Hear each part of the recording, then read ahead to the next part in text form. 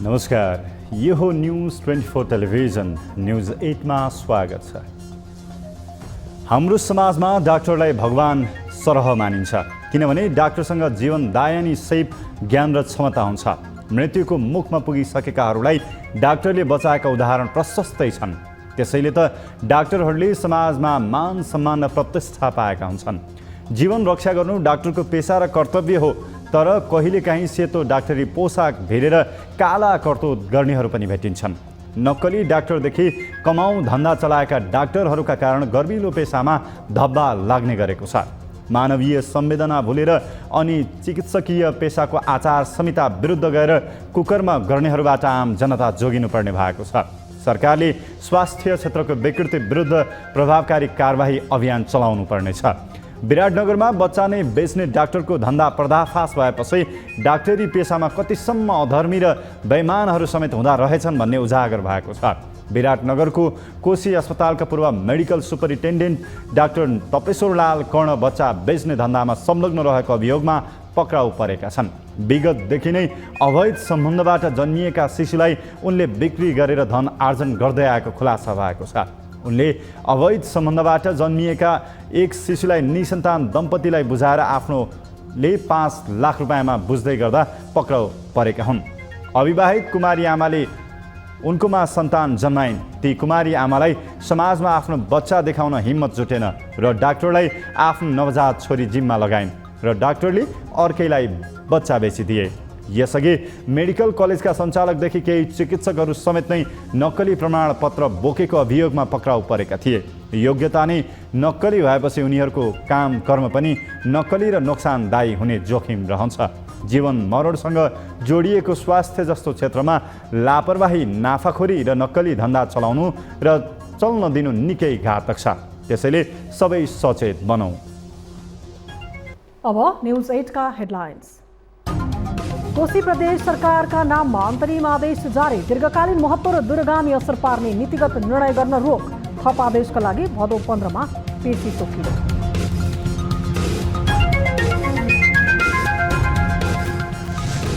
नेकपा एकीकृत समाजवादीमा माधव नेपाल र झलनाथ बीच टकराव। पार्टीको मार्ग निर्देशक सिद्धान्तमै फरक मत। राजनीतिक वर्ग शत्रु किटारमा माधव नेपालको अलमत। पार्टीका नेताहरूको बीचमा या सिङ्गो पार्टीभित्र हाम्रो पार्टी जीवन्त पार्टी हो, त्यहाँ चाहिँ बहस छ। उमा महेश्वर सहित दुवको पूजा गरी सुदूरपश्चिम र मध्यपश्चिमवासीले गौरा पर्व मनाए। देउडा खेलमा पौराणिक कथा, देवी देवताका गाथा गाइँदै काठमाडौँमा पनि गौराको रौनक। पश्चिमबाटै अन्यत्र नेपालका विभिन्न भेगमा गएका मानिसहरूले पनि मनाउने गरिरहेछन्। प्याज आयातमा सहज भइसक्दा पनि रोकिएन कालोबजारी। व्यापारीको मनलाग्दो मूल्य। नियामक निकाय मूकदर्शक हुँदा उपभोक्ता मारमा। प्याज आउने क्रम सुरु भइसकेको छ। हिजो र आजको आगमनलाई मात्र हेर्ने हो भने करिब 270 टन प्याज हाम्रो बजारमा छ।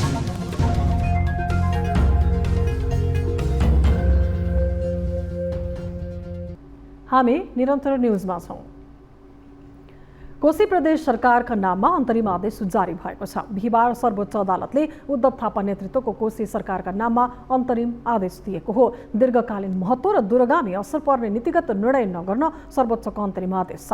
प्रदेश सभाको अध्यक्षता गरेका इस्रायल मन्सुरीले पदको दुरुपयोग गरी व्यक्त गरेको मतका आधारमा मुख्यमन्त्री उद्धव थापाले विश्वासको मत पाएको भन्दै नेकपा एमाले कोशी प्रदेश संसदीय दलका नेता हिक्मत कार्कीले सर्वोच्च अदालतमा रिट निवेदन दर्ता गराएका थिए। यस रिटमाथि न्यायाधीश ईश्वर प्रसाद खतिवडाको इजलासले भदौ 15 मा मुद्दाको पेशी तोक्न आदेश दिँदै त्यतिन्जेलभित्र लिखित जवाब पेश गर्न आदेश दिएको छ। त्यस्तै भदौ 13 गतेभित्र मुख्यमन्त्रीको नियुक्ति, विश्वासको मत लगायतका सबै विवरण छिकाउन आदेश समेत दिएको छ।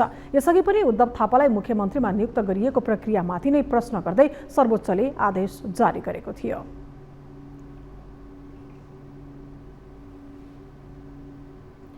मुख्यमन्त्री उद्धव थापाले विश्वासको मत प्राप्त गरेपछि कोशी प्रदेश सरकारले अध्यादेशबाट नै नयाँ बजेट ल्याउने तयारी गरेको छ। गत जेठ 32 गते तत्कालीन मुख्यमन्त्री हिक्मत कुमार कार्कीले अध्यादेश मार्फत ल्याएको बजेट प्रदेश सभाबाट स्वीकृत समेत भइसकेको थियो। तर कोशी प्रदेशको पछिल्लो घटनाक्रममा उद्धव थापा नेतृत्वको सरकारले असंवैधानिक कदमबाट विश्वासको मत लिएको भन्दै नेकपा एमाले र राप्रपाले सदन बहिष्कार गरेपछि बजेट पुनः अध्यादेशबाट ल्याउने तयारी गरेको नेपाली कांग्रेस कोशी प्रदेश संसदीय दलका उपनेता हिमाल कार्कीले जानकारी दिए।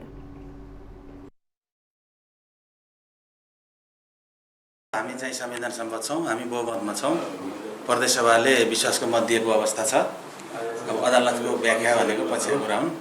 अहिले हामी बहुमत प्राप्त सरकारको नेतृत्व गरिरहनु भएको छ अहिलेको उद्धव थापाज्यूले। यसैलाई टेकेर हामी चाहिँ नयाँ बजेट ल्याउँछौँ।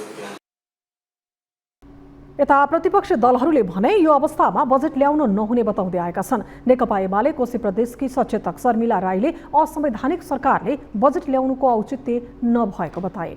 बजेट अहिले ल्याउने होइन, जब यो सचिन्छ सचिए पछाडि मात्रै बजेट ल्याउने हो। अहिले यो असंवैधानिक सरकारले बजेट ल्याउनुको कुनै औचित्य छैन। संसदमा टेबल भएको अध्यादेशलाई प्रतिस्थापन नगर्ने विधेयक भदौ 10 सम्ममा पास गर्नुपर्ने बाध्यता छ। तर विपक्षी दलहरूको बहिष्कारका कारण कोशी प्रदेश सभा अनिश्चितकालको लागि अन्त्य भएको छ। नेकपा एकीकृत समाजवादीमा अध्यक्ष माधव कुमार नेपाल र सम्मानित नेता छलनाथ खनाल बीचको टकराव संस्थागत रूपमै देखिएको छ। बिहिबार सम्पन्न केन्द्रीय समिति बैठकमा अध्यक्ष नेपालको राजनीतिक प्रतिवेदन उप छलफल गर्दा तल्लो तहका नेताहरू पक्ष विपक्षमा बाँडिएका थिए। खास गरी नेपाल र खनाल बीच मार्ग निर्देशक सिद्धान्तकै विषयमा बेमेल देखिएको छ, जसले गर्दा आगामी माघ महिनामा गर्ने भनिएको महाधिवेशनमा यसको प्रत्यक्ष प्रभाव पर्नेछ। एक रिपोर्ट। नेकपा एकीकृत समाजवादीको केन्द्रीय समितिको 6औं बैठक बिहिबार सकियो। अध्यक्ष माधव नेपालले पार्टीको मार्गनिर्देशक सिद्धान्त जनताको बहुदलीय जनवाद जबजनै रहेको स्पष्ट गरेपछि सम्मानित नेता झलनाथ खनालले फरक मत राखे। नेपाल र सम्मानित नेता खनाल बीच वैचारिक र कार्यगत टकरावले पार्टीमा स्पष्ट दुई धार देखिएको छ। बैठकको पहिलो दिन अध्यक्ष नेपालले प्रस्तुत गरेको राजनीतिक प्रतिवेदन र सो उपर नेता खनालले राखेको फरक मत बैठकभरि केन्द्रीय सदस्यहरूका लागि छलफलको विषय बन्यो। अध्यक्षज्यूको त्यो राजनैतिक प्रतिवेदन एउटा कमिटीको प्रतिवेदन बनेन भन्ने चिन्ता हो सम्मानित नेताको। त्यो अध्यक्षज्यूले हतारोमा जुन चाहिँ आफ्नो अध्यक्षको तर्फबाट पेश गर्नुभयो, त्यसलाई यदि चाहिँ नि अलि समय लिएर एक हप्ता जति बरु मिटिङलाई पर सारेर त्यसलाई चाहिँ तपाईँको स्थायी कमिटी वा सचिवालयमा लिएर गएर सबैको मत समेटेको भए त्यो राम्रो हुन्थ्यो। पार्टी स्थापनाबाट आजसम्म आउँदा एमालेसँगको विद्रोहको औचित्य पुष्टि भएको अध्यक्ष नेपालको प्रतिवेदनमा उल्लेख भए पनि राजनीतिक कार्यदिशा भने एमालेकै छ। पार्टीको मार्गनिर्देशक सिद्धान्त जनताको बहुदलीय जनवाद नै रहने भन्ने अध्यक्षको प्रस्तावमा खनालको असन्तुष्टि छ। राजनीतिक वर्गशत्रु किटान गर्ने विषयमा पनि नेपाल स्पष्ट छैनन्। खनाल भने गठबन्धनको नाममा पार्टीले नेपाली कांग्रेससँग काँध मिलाएर हिँडेकोमा रुष्ट छन्। प्रधान अन्तर्विरोधको सवालमा अहिले पनि के छ भने हामी दलाल पुँजीवाद बन्यौँ, तर राजनीतिक हिसाबले मतलब चाहिँ प्रधान अन्तर्विरोधको किटानी गर्दै राजनीतिक शक्ति को हो त भन्दा मुख्यतया तपाईँको चाहिँ अब बुर्जा पुँजीवादीको हिसाबले मतलब चाहिँ गर्ने भनेको नेपाली काङ्ग्रेस होला, राष्ट्रिय प्रजातन्त्र पार्टी होला, अथवा अरू राजनीतिक पार्टीहरू पनि होला। तिनलाई एउटा क्याटेगोरीमा राख्नु पर्छ। साँच्चै देशमा समाजवाद स्थापनाका लागि लाने शक्तिहरूको हुन्, त्यसको पनि व्याख्या विश्लेषण गरेर उनीहरूसँग सहकारी र समाजलाई अगाडि बढाउनुपर्छ। पार्टीको राजनीतिक यात्रामा नेपाल र खनाल बीच विगतमा पनि टकराव थियो। यद्यपि यो पटक संस्थागत रूपमै नेताहरू विभाजित भएका छन्। चुनावी गठबन्धनदेखि निर्वाचन परिणाममा असन्तुष्टि जनाएका खनालले कांग्रेस माओवादीसँगको गठबन्धन तोड्नुपर्ने मत राखेका थिए। यद्यपि अध्यक्ष नेपालले कांग्रेस माओवादीसँगै काँध मिलाएर जाने निर्णय गरेपछि खनालको असन्तुष्टि चुलिएको हो। केन्द्रीय समिति बैठकले आगामी माघमा महाधिवेशन गर्ने निर्णय गरेको छ। नेपाल खनालको यो असन्तुष्टि महाधिवेशनसम्मै जाने देखिएको छ। केन्द्रीय समिति बैठकमै राजनीतिक कार्यदिशामा फरक मत राखेका खनालले महाधिवेशनमा आफ्नो फरक मत दर्ज गर्ने निश्चित जस्तै छ। पार्टीलाई अब केही असहमतिहरू भन्ने सन्दर्भमा उहाँहरू दुईजनाको बिचमा वा सिङ्गो पार्टीका नेताहरूको बिचमा या सिङ्गो पार्टीभित्र हाम्रो पार्टी जीवन्त पार्टी हो, त्यहाँ चाहिँ बहस छलफल हुन्छ हैन। अब बहसै नहुने, छलफलै नहुने, त्यो पनि कुनै व्यक्तिगत विषयमा पनि होइन, केही लेनदेनको कुरामा पनि होइन। त्यसकारण चाहिँ कम्युनिस्ट पार्टीलाई कसरी बलियो बनाउने, कसरी कम्युनिस्ट पार्टीका एजेन्डाहरूलाई अझै ठोस प्रष्ट बनाउने र समाजवादी क्रान्ति सफल बनाउनका निम्ति कसरी अगाडि बढ्ने भन्ने सम्बन्धमा कतिपय बहस त हुन्छ नि। 2 वर्ष अघि नेकपा एमालेबाट विभाजित भई बनेको एकीकृत समाजवादी पार्टीको राजनीतिक यात्रा निरन्तर ओह्रालो लागिरहेको छ। विभाजनका बेला एमाले छाडेर आएका नेता कार्यकर्ता एकपछि अर्को गरी एमाले फर्कँदैछन्। एकातर्फ घट्दो जनाधार, अर्कोतर्फ जिम्मेवार नेता कार्यकर्ताको बहिर्गमनले पिरोलेको नेकपा यसलाई शीर्ष नेताद्वयको टकराव अझ महँगो पर्ने देखिएको छ। न्युज 24 टेलिभिजनका लागि क्यामेरामा श्याम पुडा सैनीका साथमा टिभी जर्नलिस्ट सुजन चालिसे, काठमाडौँ। संघीय संसद अन्तर्गत प्रतिनिधि सभाको नियमित कार्यमा सहयोग पुर्याउन भन्दै विषयगत समितिहरू गठन गर्ने प्रावधान छ। तर दलहरूबीच सहमति जुट्न नसक्दा निर्वाचन सम्पन्न भएको झण्डै 6 महिनासम्म समिति सदस्यहरू चयन हुन सकेन। गत वैशाख दोस्रो साता समिति सदस्यहरू चयन भए पनि अझै पनि सबै समितिले पूर्णता पाउन सकेको छैन। समिति सभापतिको चयन नहुँदा ज्येष्ठ सदस्यबाट समितिको बैठकहरू सञ्चालन हुँदै आएका छन्। सहमतिबाट सभापति चयन गर्न सभामुख देवराज घिमिरेले आग्रह गर्दै आए पनि सहमति नभएपछि अन्ततः निर्वाचनबाटै सभापति चयन गरिने भएको छ। एक रिपोर्ट। संसदको नियमित कार्यमा सहयोग पुर्याउनका लागि प्रतिनिधि सभा अन्तर्गत 10 वटा विषयगत र 2 वटा विषयगत संयुक्त समिति गठन गर्ने प्रावधान छ। तर अहिलेसम्म पनि समितिहरूले पूर्णता नै पाउन सकेको छैन भने कतिपय समितिका सदस्यहरू फेरबदल समेत भइसकेका छन्। दलहरूबीच सहमति नजुट्दा कुनै पनि संसदीय समितिहरूले अहिलेसम्म सभापति पाउन सकिरहेको छैन। समिति सभापति नहुँदा बैठक बस्न नसक्ने अवस्थालाई भने संशोधन गर्दै ज्येष्ठ सदस्यले अध्यक्षता ग्रहण गर्न सक्ने प्रावधान राखिएपछि भने ज्येष्ठ सदस्यको अध्यक्षतामा बैठकहरू सञ्चालन भइरहेका छन्। लामो समयपछि वैशाखको दोस्रो साता संसदीय समितिहरू गठन भएका थिए। कस्तो छ समितिको अवस्था? अर्थ समिति। प्रतिनिधि सभाका 10 वटा विषयगत समिति मध्ये अर्थ समिति महत्त्वपूर्ण समिति हो। गत वैशाख 25 गते गठित यो समिति गत जेठ 10 मा हेरफेर भएको थियो। अर्थ समितिमा हाल 24 जना सदस्य छन्। अन्तर्राष्ट्रिय सम्बन्ध र पर्यटन समिति। यो समितिमा पनि पदेन सदस्य बाहेक बढीमा 27 जना सदस्य मनोनयन गर्ने व्यवस्था रहेको छ। गत वैशाख 15 गते गठन भएको यो समितिमा भने पदेन सदस्य बाहेक हाल 27 जना नै सदस्य रहेका छन्। उद्योग तथा वाणिज्य र श्रम तथा उपभोक्ता हित समिति। गत वैशाख 15 गते गठन भएको यो संसदीय समितिले पनि अझै पूर्णता पाउन सकेको छैन। समितिमा पदेन सदस्य बाहेक बढीमा 27 जना सदस्य मनोनयन गर्ने व्यवस्था छ। नेकपा एमालेका निलम्बित सांसद लक्ष्मी महतो कोइरी सहित समितिमा हाल 25 जना सदस्य छन्। कानून न्याय तथा मानव अधिकार समिति। यो समिति पनि गत वैशाख 15 गते नै गठन भएको हो। समानुपातिक प्रतिनिधित्वकै आधारमा पदेन सदस्य बाहेक बढीमा 27 जना सदस्य मनोनयन गर्ने व्यवस्था रहेको समिति भदौ 6 गते सदस्य हेरफेर गरिएको थियो। हाल समितिमा 22 सदस्य मात्र छन्। कृषि सहकारी तथा प्राकृतिक स्रोत समिति। समितिमा समानुपातिक प्रतिनिधित्वका आधारमा पदेन सदस्य बाहेक बढीमा 27 जना सदस्य मनोनयन गर्ने व्यवस्था छ। मन्त्री परिषदका सदस्यलाई समितिमा सदस्य नरहने व्यवस्था भएकाले सुरेन्द्र राज पाण्डे मन्त्री भएपछि समिति सदस्यबाट हटाइएको छ। समिति हेरफेर गरिएसँगै सांसद अब्दुल खान र विमला सुवेदी अन्यत्र समितिमा गएका कारण समितिमा हाल 25 जना सदस्य मात्र रहेका छन्। महिला तथा सामाजिक समिति। गत वैशाख 15 गते बसेको प्रतिनिधि सभाको बैठकबाट यो समिति गठन भएको हो। समानुपातिक प्रतिनिधित्वका आधारमा पदेन सदस्य बाहेक बढीमा 27 जना सदस्य मनोनयन गर्ने व्यवस्था भए पनि समितिमा हाल 21 जना सदस्य छन्। राज्य व्यवस्था तथा सुशासन समिति। वैशाख 15 गतेको प्रतिनिधि सभाको बैठकबाट राज्य व्यवस्था तथा सुशासन समिति गठन भएको हो। पदेन सदस्य बाहेक बढीमा 27 जना सदस्य मनोनयन गर्ने व्यवस्था रहेकोमा यो समिति भने पूर्ण रहेको छ। पूर्वाधार विकास समिति। सरकारलाई प्रतिनिधि सभाप्रति जवाफदेही बनाउनकै लागि यो समिति पनि गठन भएको हो। पदेन सदस्य बाहेक 27 जना सदस्य रहने व्यवस्था अनुरूप यो समितिले पूर्णता पाएको छ। शिक्षा स्वास्थ्य तथा सूचना प्रविधि समिति। गएको वैशाख 15 गतेको प्रतिनिधि सभा बैठकले यो समिति गठन गरेको हो। पदेन सदस्य बाहेक 26 जना सदस्य मनोनित गरिएको यो समितिमा हाल 25 जना सदस्यहरू मात्र छन्। सार्वजनिक लेखा समिति। यो समिति पनि संसदको एउटा महत्त्वपूर्ण समिति हो। विश्व इतिहास अनुसार सार्वजनिक लेखा समितिको गठन बेलायतमा सन् 1861 मा नै भएको मानिन्छ। पदेन सदस्य बाहेक यो समितिमा हाल 26 जना सदस्य रहेका छन्। सरकारलाई जवाफदेही बनाउनका लागि संसदको विषयगत समितिहरू गठन गर्ने गरिएको छ। प्रधानमन्त्री सबै विषयगत समितिको र कार्यक्षेत्रसँग सम्बन्धित मन्त्री सम्बन्धित समितिमा पदेन सदस्य रहने व्यवस्था रहेको छ। दलीय सहमतिकै आधारमा समिति सभापतिहरू पनि चयन गर्ने गरिएकोमा दलहरूबीच सहमति जुट्न नसक्दा मतदानबाट नै सभापतिहरू चयन गरिने भएको छ, जसका लागि सभामुख देवराज घिमिरेले यही भदौ 11 गते निर्वाचनको मिति तोकेका छन्। न्यूज 24 टेलिभिजनका लागि राजनैतिक ब्युरो।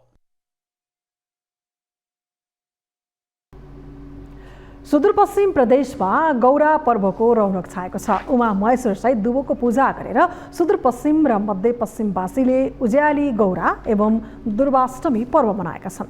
भदौ शुक्ल पञ्चमीदेखि आरम्भ हुने सुदूरपश्चिमेलीहरूको महान पर्व गौराको मुख्य दिन बिहिबार अठवाली अर्थात् अष्टमी हर्षोल्लासका साथ मनाइएको छ।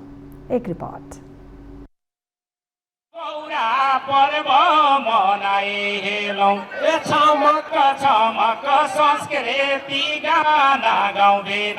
सुदूरपश्चिममा सुदूरपश्चिमको लोक तथा मौलिक संस्कृतिमा आधारित गौरा पर्वको रौनक छाएको छ।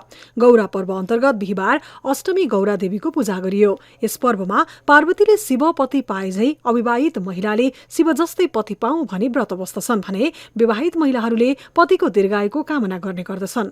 यस पर्वमा विवाहित महिलाहरूले निराहार व्रत बसेर सगुन गाउँदै तामाको भाँडामा गहुँ, केराउ, गहत, मास र गुरौज लगायतका पञ्च अन्न अर्थात् बिरुडा बिजाउने गर्दछन्। यिनै 5 अन्नको मिश्रणलाई बिरुडा भन्ने गरिन्छ। पञ्चमीको दिन बिरुडा बिजाउने, षष्ठीको दिन धुने, षष्ठीको दिन गौरा ल्याउने, अष्टमीको दिन पूजा गर्ने यो हाम्रो महान पर्व हो, चाडपर्व। गौरा पर्वको प्रमुख आकर्षणका रूपमा रहेको देउडा खेलमा पौराणिक कथा, देवी देवताका गाथा र धार्मिक ग्रन्थ गाउने गरिन्छ। पछिल्ला वर्षहरूमा चोक, चौतारा र मठ मन्दिरमा सामाजिक विकृति र विसङ्गति विरुद्ध पनि देउडाका माध्यमले तीखो व्यङ्ग्य गर्दै देउडा खेल खेलिने गरिन्छ। सुदूरपश्चिमबाटै अन्यत्र नेपालका विभिन्न भेगमा गएका मानिसहरूले पनि मनाउने गरेका छन्। यसपालि त हिजोको रेकर्डिङ अनुसार युएसमा पनि हाम्रो यहाँका चाहिँ महिलाहरूले गौरा मनाएको चाहिँ म तरकारी देखिएको सार्वजनिक सञ्जालमा। हाम्रो यो गौराको व्रत हो होइन, यो पर्व हो। त्यो भदौमा हाम्रो कहिले पनि हुन्छ। यहीमा अनि जै दिन हाम्रो बार बढी त्यही दिन अब सेलाएर हामी समाप्त गर्छौँ। अष्टमीमा पञ्चमीका दिन भिजाएको पञ्च अन्न बिरुडाले आफ्नो परिवार, नातागोता र साथीभाइको टाउको पुजी सुख, समृद्धि र चिरायुको कामना गर्दै गौरा देवीको पूजा आजा गर्दछन्।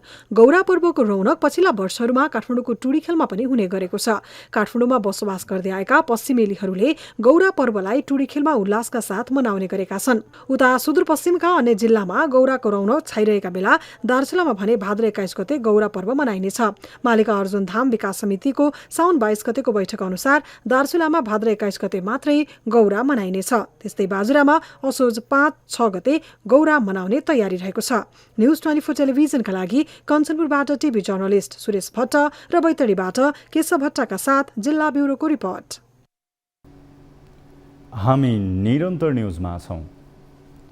भारतले शनिबार मूल्य वृद्धि नियन्त्रण गर्न भन्दै प्याज निर्यातमा 40% कर लगाउने घोषणा गरेपछि नेपालमा केही दिन प्याजको हाहाकार भयो।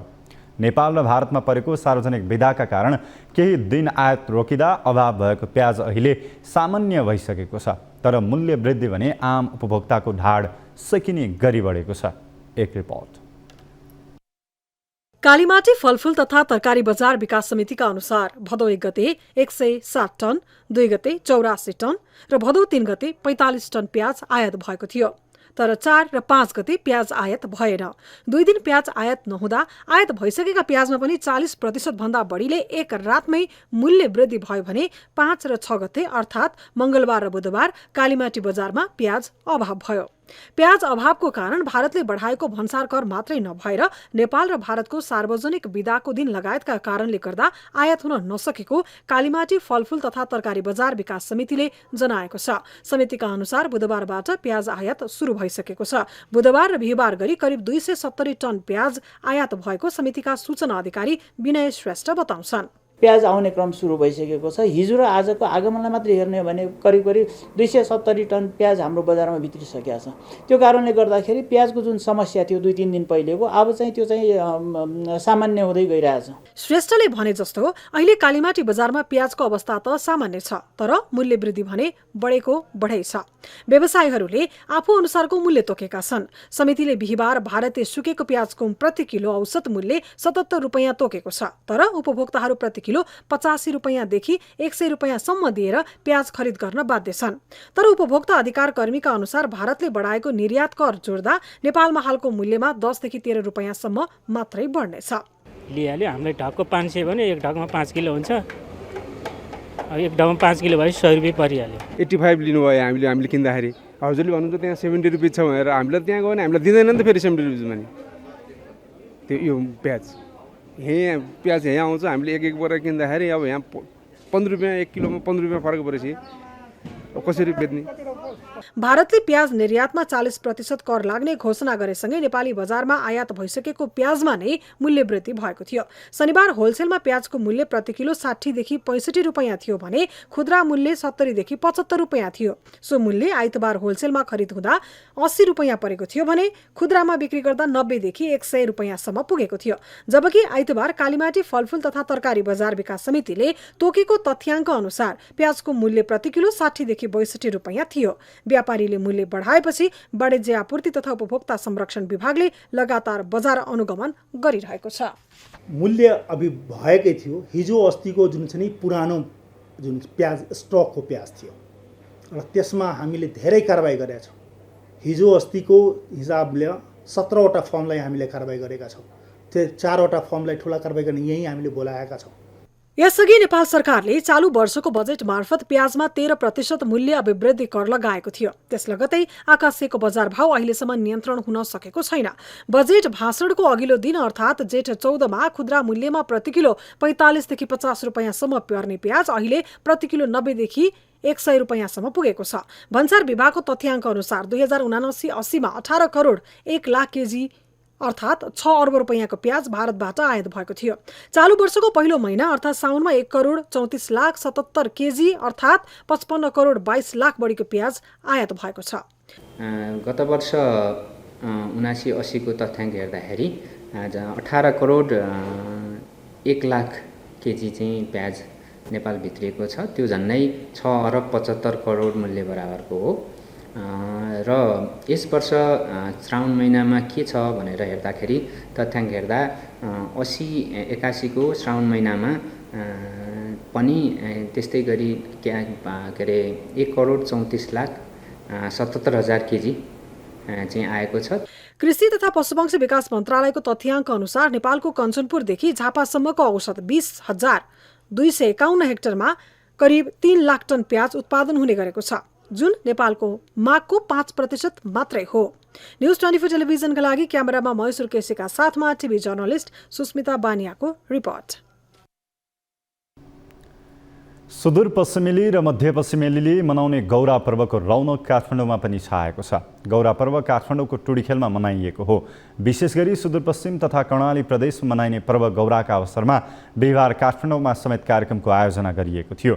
टुडीखेलमा गौरा पर्वको रौनकमा सहभागी हुँदै प्रधानमन्त्री पुष्पकमल दाहाल प्रचण्डले गौरा पर्वलाई राष्ट्रिय पर्वको रूपमा घोषणा गर्ने प्रतिबद्धता जनाए। उनले गौरा पर्वलाई राष्ट्रिय पर्व घोषणा गर्ने विषयमा सरकार सकारात्मक रहेको भन्दै चाँडै नै मन्त्री परिषदमा लैजाने बताए। यस पर्वमा पूर्व प्रधानमन्त्री एवं नेपाली काङ्ग्रेसका सभापति शेरबहादुर देउवा समेत रमाएका थिए। उनले पनि गौरा पर्वको दिन तोकेर राष्ट्रिय विदा दिने बताए। यस्तै पूर्व उपप्रधानमन्त्री भीम रावलले नेपालको संस्कृति भनेको देशका लागि मुटु कलेजो भएको बताए। सुदूरपश्चिम र मध्यपश्चिम स्थायी घर भई काठमाडौँमा बसोबास गरिरहेका सबै मिलेर टुडीखेलमा गौरा पर्वलाई भव्यताका साथ मनाएका हुन्।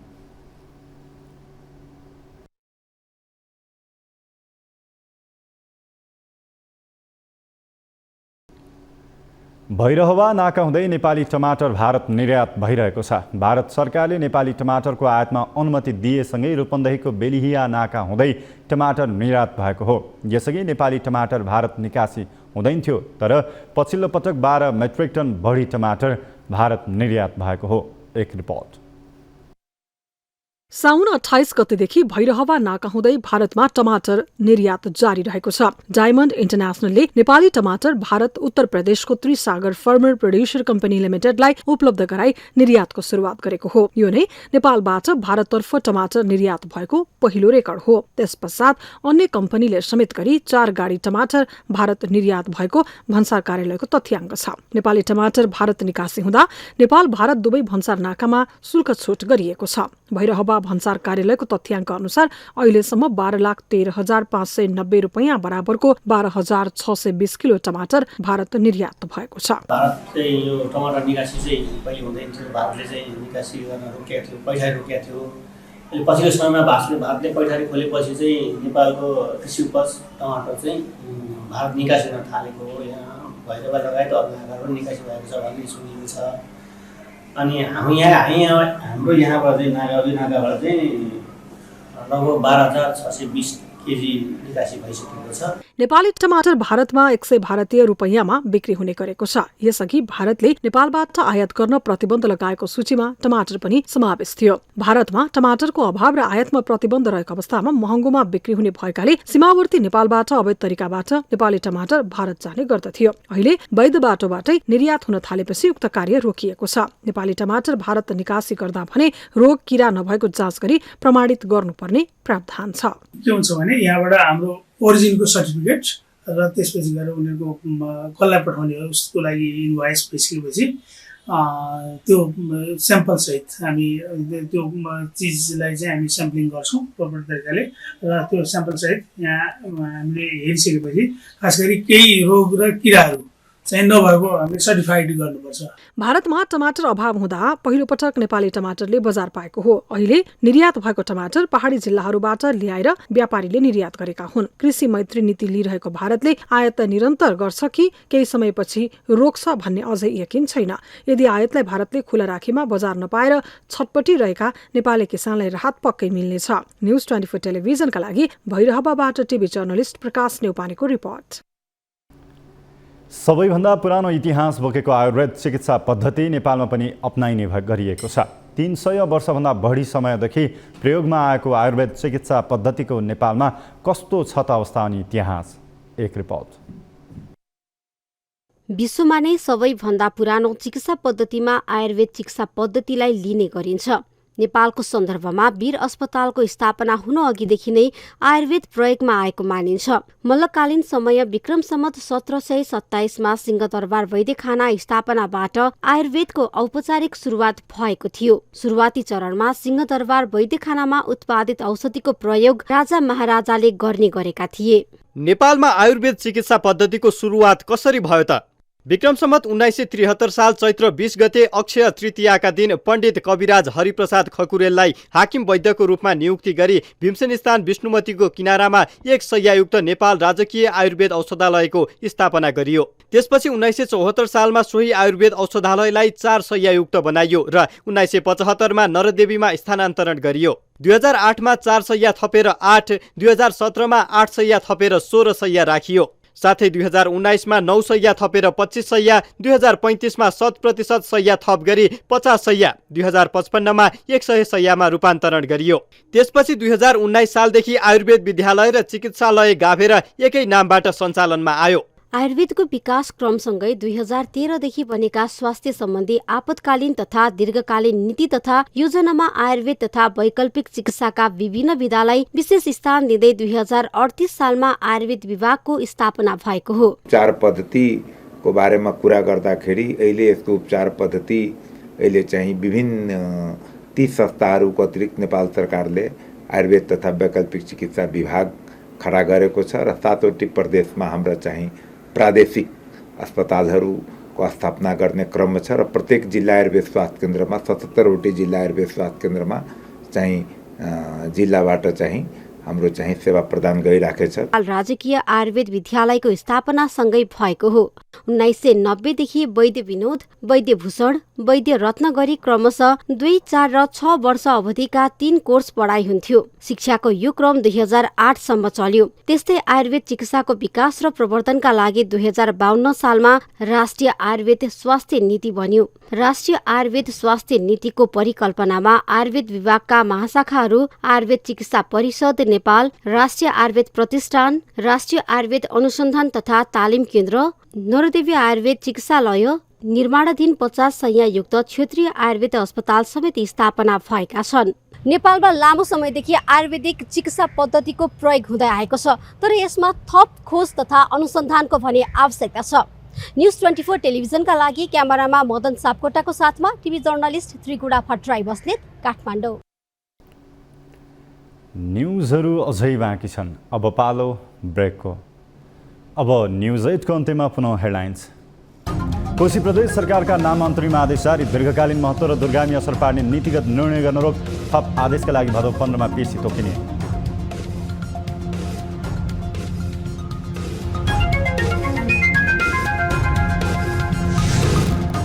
नेकपा एकीकृत समाजवादीमा माधव नेपाल र झलनाथ बीच टकराव पार्टीको मार्ग निर्देशक सिद्धान्तमै फरक मत राजनैतिक वर्ग शत्रु किटानमा माधव नेपालको अलमल सिङ्गो पार्टीका नेताहरूको बिचमा या सिङ्गो पार्टीभित्र हाम्रो पार्टी जीवन्त पार्टी हो त्यहाँ चाहिँ बहस छलफल उमा महेश्वर सहित दुवोको पूजा गरी सुदूरपश्चिम र मध्यपश्चिमवासीले गौरा पर्व मनाए देउडा खेलमा पौराणिक कथा देवी देवताका गाथा गाइँदै काठमाडौँमा पनि गौराको रौनक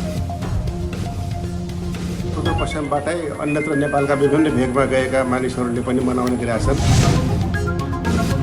प्याज आयातमा सहज भइसक्दा पनि रोकिएन कालोबजारी व्यापारीको मनलाग्ने मूल्य नियामक निकाय मुखदर्शक हुँदा उपभोक्ता मारमा प्याज आउने क्रम सुरु भइसकेको छ। हिजो र आजको आगमनलाई मात्रै हेर्ने हो भने करिब 270 टन प्याज हाम्रो बजारमा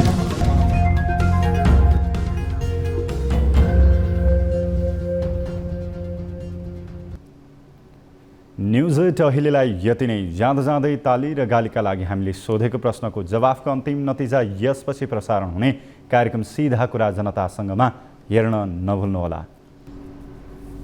थप न्युजका लागि हाम्रो वेबसाइट www.news24nepal.com हेर्नुहोला। साथै हामीलाई फेसबुक, ट्विटर र युट्युबमा पनि फलो गर्न सक्नुहुनेछ। यस्तै मोबाइल, भाइबर र इमेलबाट 24 हेल्प डेस्कमा समस्या र गुनासो गर्न सक्नुहुनेछ।